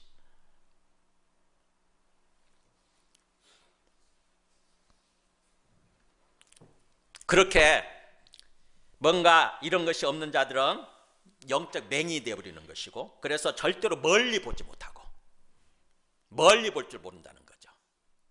근시, 영적 근시가 된다고 하는 것입니다. 여러분 근시가 뭔지 아시죠? 저도 근시가 있어요. 이렇게 안경 벗으면 저는 근시가 아니라 원시구나. 안경 벗으면 더 잘 보여요, 가까운 게. 근데 근시인 사람들은 앞에 있는 게 안 보이잖아요. 그죠? 앞에 있는 게 안 보이잖아요. 우리 나이 들어가면서 근시가 많이 생기지 않습니까? 근데 영적 근시가 된다는 것입니다. 이런 게 없으면, 이렇게 힘쓰지 않으면, 이 8가지 덕목이 힘쓰지 않으면 다 영적 맹인 또는 영적 근시가 돼가지고 멀리 볼 줄 모르는 거예요. 하나님이 우리한테 인도하고자 하시는 새하늘 새 땅까지 바라볼 줄 알아야 되는데, 그죠? 천국까지 바라보면서 이 땅에서 삶을 살아야 되는 거거든요, 항상. 근데 멀리 볼 줄 모르는 거예요. 항상 지금 눈앞에 보이는 게 전부인 줄 알아. 항상 눈앞에 보이는 게 전부인 줄 알아. 눈에 보이고 귀에 들리는 게 그게 전부인 줄 알고 사는 거야, 항상. 그래서 그의 옛죄가 깨끗하게 된 것을 잊어버리느니라. 우리가 과거에 그렇게 살던 삶, 우리의 옛날 죄 있잖아요. 옛날 죄를 하나님께서 예수 그리스도를 통해서 깨끗하게 해주시고 우리를 구원해 주셨는데, 이걸 알아야 되는데, 이걸 항상 마음속에 기억하고 생각해야 되는데, 내 옛죄가 깨끗하게 됐어, 이걸 잊어버리는 거예요. 여전히 예수 믿기 전에 어떤 그런 존재인 것처럼, 내가 죄인인 것처럼 그렇게 생각을 가지고 사는 것입니다. 그러니까 어떻게 보면 뭐예요? 이걸 잊어버리게 되면, 내가 구원받았다고 하는 사실을 잊어버리게 되면 다시 옛날로 돌아가게 되죠, 우리가. 그죠? 내가 깨끗함 받고 내가 목욕했어요. 내가 목욕했다는 사실을 까먹게 되면 어떻게 되죠? 똑같이 또 밖에 나가서 똑같이 온갖 그냥 어떤 흙덩이 위에서 굴르는 거예요. 이렇게 흙덩이 위에서 뭔가 쓰레기덩이 위에서 굴르는 거예요. 아무 생각 없이. 뭐 한 번 망친 몸, 그런 생각 하잖아요. 한 번 버린 몸. 근데 하나님께서는 그런 옛죄로부터 우리를 깨끗하게 해주신 거죠. 우리를 목욕시켜 주신 거예요. 그거를 항상 내가 목욕했다고 하는 사실을 기억하게 되면 어떻게든지 뭔가 어떤 그 때를 안 묻히기 위해서, 먼지를 안 묻히기 위해서 좀 조심해서 살지 않습니까? 그런 삶을 살아야 되는데, 이런 게 없으면, 8가지 덕목에 힘쓰는 삶이 되지 않으면, 내가 옛죄로부터 깨끗함 받았다, 내가 목욕했다라고 하는 사실을 잊어버리고 다시 옛날 삶으로 돌아간다고 하는 거죠. 그런 사람들이 바로 이 초대교회 때 영지주의자들이었어요. 그래가지고 거기 한번 보세요. 2장 22절 읽어볼까요? 2장 22절 읽어보면 보세요. 참된 속담에 이르기를, 같이 읽습니다. 시작. 참된 속담에 이르기를 개가 그 토하였던 것에 돌아가고 돼지가 씻었다가 더러운 구덩이에 도로 누웠다 하는 말이 그들에게 응하였느니라. 속담을 인용하잖아요. 그때 당시 통용되는 속담이 이거였던 거죠. 개가 그 토했던 거, 지가 토한 거 가서 또 먹어. 돼지가 열심히 씻겨놨더니 지가 싼 똥 오줌 위에 또 누워, 가서 도로 누워.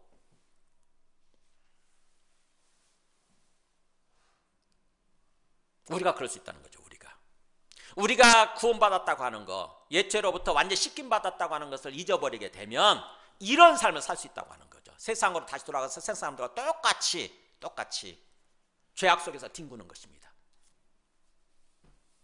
그래가지고 결국 망하는 거죠. 그런 삶을 살지 말라고 하는 거죠. 그래서 두 번째 메시지가 뭐예요? 우리는 하나님의 신적인 성품, 하나님적인 성품을 회복하는 자로 부름받았다고 하는 것입니다. 이 땅에서 하나님의 신적인 성품을, 하나님의 형상을 회복하는 그런 자가 되도록 그렇게 부름받았다고 하는 것. 그래서 우리가 이 땅에서 신앙생활하는 동안 우리 초점이 거기에 맞춰져야 돼요. 우리의 성품이 자꾸 하나님적인 모습을 회복하는 거, 하나님의 형상을 회복해가는 거. 그냥 왔다 갔다 그냥 한번 예배 드리면 그게 전부가 아니에요. 그 다음 마지막 메시지입니다. 10절에서 11절. 그렇게 얘기를 하고 있기 때문에 그 다음에 이제 마지막 결론적으로 그렇게 얘기를 하죠. 그러므로 그잖아요. 그러므로 형제들아. 그러니까 마지막 형제들아, 더욱 힘써 너희 부르심과 택하심을 굳게 하라. 자, 뭐에 힘쓰라고요? 마지막 너희 부르심, 택하심, 너희가 구원받았다고 하는 거, 하나님이 너희를 불러냈고 하나님 너희를 선택하셨다고 하는 거, 그래서 너희는 구원받은 하나님의 백성이라고 하는 존재라고 하는 거, 이것을 굳게 하라고 하는 거죠. 소위 이게 구원의 확신이에요. 구원의 확신. 여러분, 구원의 확신이란 말 들어보셨어요? 구원의 확신을 가져야 된다. 우리가 구원받았다고 하는 확신을 가져야 된다. 근데 우리는 구원의 확신하면 자꾸 오해하게 되는 게 뭐냐면은 죽어서 천당 간다고 하는 확신, 이렇게 자꾸 생각하기 쉬운데 그게 아니에요. 지금 우리가 하나님의 백성으로 하나님의 성품을 회복하는 존재로 구원받았다고 하는 거, 지금 구원받은 존재라고 하는 거, 이거를 굳게 해야 된다고 하는 거죠. 구원의 확신을 굳게 해야 된다. 그럴 때 비로소 보세요, 너희가 이것을 행한즉, 이 구원의 확신이 분명한즉 언제든지 실족하지 아니하리라. 네, 언제나 결코 이렇게 뭔가 실족한다고 하는 것에 넘어지는 거죠. 죄악 속으로 넘어지는 것입니다. 언제든지 그렇게 죄악 속으로 넘어지지 않고 언제든지 건강하게 서 있는 그런 모습으로 살게 될 거다라고 하는 것입니다. 그러면서 그렇게 할 때 11절에 얘기하죠. 이같이 하면 우리 주 곧 구주 예수 그리스도의 영원한 나라에 들어감을 넉넉히 너희에게 주시리라. 아, 여기 나오네. 최종적인 구원. 그죠? 우리 주 예수 그리스도의 영원한 나라가 이게 뭐예요? 이게 바로 천국이고 이게 새하늘 새 땅이에요. 거기에 들어가야 되잖아요, 우리가. 그죠? 우리는 다 이것을 기대하고 이럴 거라고 생각을 하잖아요. 근데 실족하면 되면 뭐 돼요? 실족하면 들어가요, 못 들어가요? 못 들어가는 거죠. 구원의 확신이 없음으로써, 구원의 확신, 내가 구원받았다고 하는 그런 의식이 마음속에 확고히 있어야 되는데 그게 없음으로써 우리가 실족하게 되고 계속 죄악 속에서 뒹굴면, 죄악 속에서 굴러 들어가기 굴고 그렇게 삶을 살게 되면 영원한 나라에 들어간다, 못 들어간다? 못 들어간대요. 아니면 겨우 들어가거나, 여기서는 뭐라고 그랬어요? 넉넉히 들어간다고 얘기해요. 넉넉히. 그러니까 뭐예요? 막 내가 죽으면 천국 갈까 못 갈까 이런 생각하는 사람들 있죠. 막 불안해하고 두려워하면서 내가 오늘 밤이라도 죽으면 내가 천국 들어갈까 못 갈까? 아, 못 들어갈 것 같아. 불안해. 두려워. 왜요? 이게 없어서 그래요. 구원받았다고 하는 확신이 없었기 때문에. 하나님께 나를 부르셨다. 하나님이 나를 택하셨다. 그래서 나는 구원받았다. 그래서 나는 구원받은 자답게 지금 이 땅에서 삶을 살고 있다. 이런 게 돼야 되는데 그게 없으면 뭐예요? 구원의 확신이 흔들리면 내가 죽으면 천당 갈까 못 갈까 이게 불안해지는 거지. 불안해지는 거예요. 자꾸 두려워지는 거예요.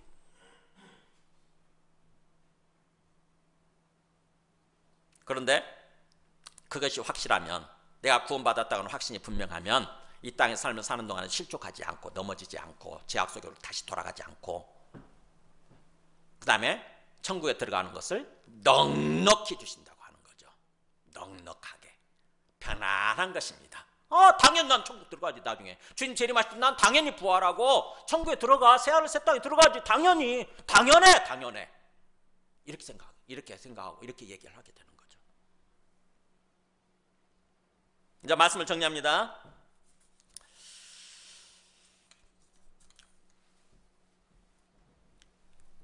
하나님은 우리에게 지금 어떤 구원을 베풀어 주셨는가? 또 우리를 어디를 향해서 지금 우리를 인도하고 계시는가? 이 땅에서 우리가 어떤 삶을 살아야 되는가? 여기에 다 요약되어 있습니다. 어떻게 보면 베드로후서를 통해서 얘기하고자 하는 메시지가 여기에 다 요약되어 있는 거죠. 여기까지가 서론인데 서론의 주제가 다 요약되어 있으니까 무슨 식? 국어적으로 얘기하면 두 갈식이에요.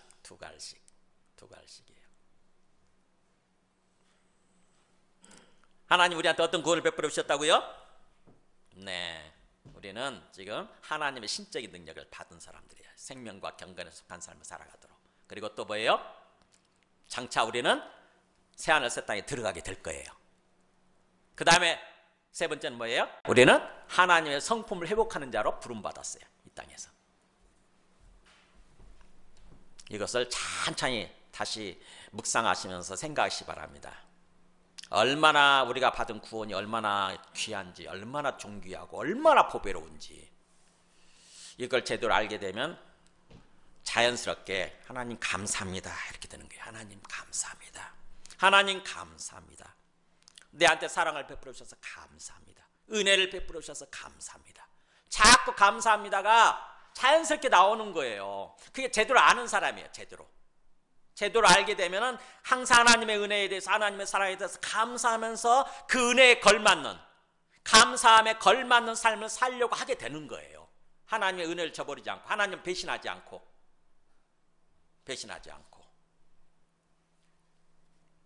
그런 삶을 살아가려고 하게 되는 거예요. 오늘날 참 한국교회를 보면서 초두에 제가 얘기했지만 이단들이 너무 많아. 이상해요. 한국 사회에 왜 이렇게 이단들이 많은지 모르겠어요. 더 또 웃기는 거는 그 이단의 잘못된 복음을 듣고 받아들이는 사람들, 그것도 기독교인들이 정통교회에서 신앙생활 잘 하다가 그 거짓된 복음, 가짜 복음을 듣고 받아들이는 사람들이 왜 이렇게 많냐고요. 신천지의 95%가 정통교회를 다니던 사람들이래.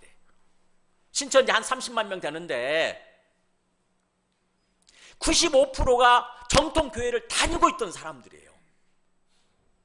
그 사람들이 왜 그렇던 잘못된 복음을 듣고 잘못된 어떤 그 신앙의 믿음에 빠지게 됐을까요? 잘못 알아서. 그동안 잘못 알아서.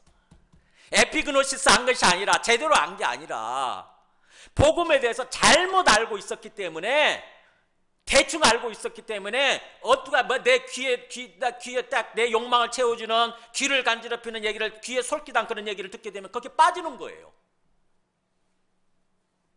우리가 볼 때는 말도 안 되는 소리라고 생각을 하게 되지만 우리 모두도 잘못하면 그럴 수 있어요. 우리가 제대로 알고 있지 않으면 우리가 이단의 복음을 듣고 우리도 거기에 빠질 수 있다고. 항상 제가 얘기했잖아요. 정광훈 그 교회는 우리 이단 대책협의회에서 이단이라고 판정을 내렸던 사람이에요. 사실은요. 제가 그 공문도 갖고 있어요. 8개 교단, 한국의 모든 8개 교단이 다 합쳐진 거기에 이단 대책협의회가 있어요. 근데 그 이단이 전문가들이지. 그 사람들은 그야말로 신학자들, 이렇게 그 사람들이 정광훈 씨가 주장하는 그런 것들을 다 분석한 끝에 이 사람은 이단이다라고 판정을 내렸다고.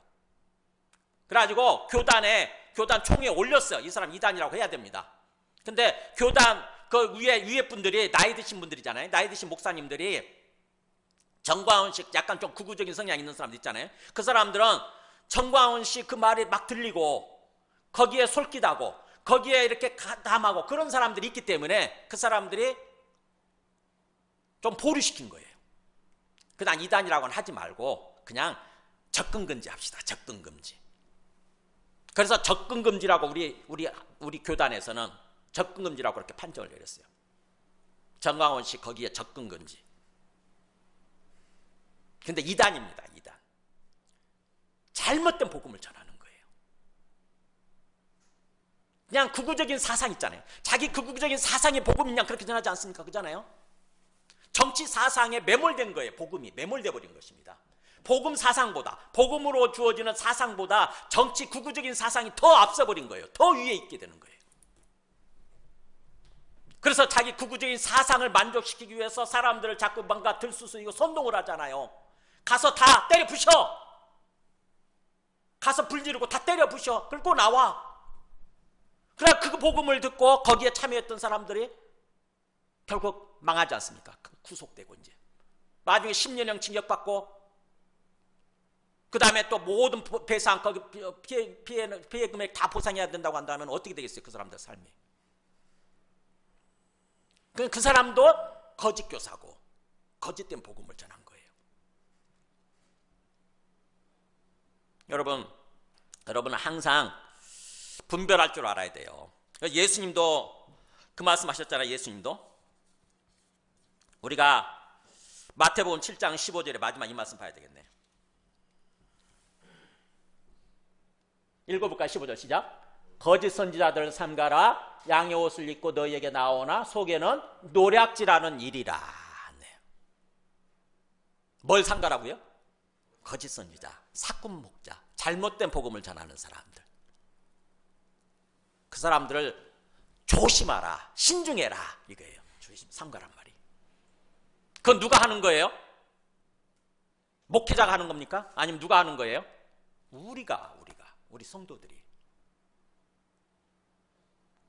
거짓된 복음을 전하기 쉬워요. 그 사람들은 자기 욕심 때문에, 자기의 어떤 욕심, 욕망 때문에 그 성도들로부터 갈취하기 위해서, 성도들로부터 뭔가 돈을 빼먹고 뭔가를 갈취하기 위해서 거짓된 복음을 전하는 것입니다. 근데 그것을 분별하고 거기에 넘어가지 않아야 되는 것은 우리 각자의 책임이에요. 예수님이 말씀하시는 거예요. 예수님이 지금 산상수훈에서 마지막 단계에서 이렇게 얘기하는 거죠. 거짓 선지자들 조심하고 분별할 줄 알아야 되는 것은 너희들한테 달려있다는 거지. 너희가 거짓 선지자들의 그 거짓된 복음을 듣고 거기에 넘어가고 하는 것은 너희 책임이야. 너희 책임. 너희가 다 온박 책임을 뒤집어 써야 돼. 결국 심판당하고 멸망을 당하게 되는 거죠. 여러분, 제가 여기서 이렇게 말씀을 전하고 있지만 항상 우리 목사님이 설마 잘못된 말씀 전하겠어? 잘못된 복음 전하겠어? 그렇게 생각하지 마시고 여러분이 분별하셔야 돼요. 정말 성경에 합당하지 않은 어떤 그런 말씀을 전하고 있으면 여러분이 저한테 항의를 하시고 얘기를 하셔야 돼. 목사님, 성경 말씀이 그 뜻이에요?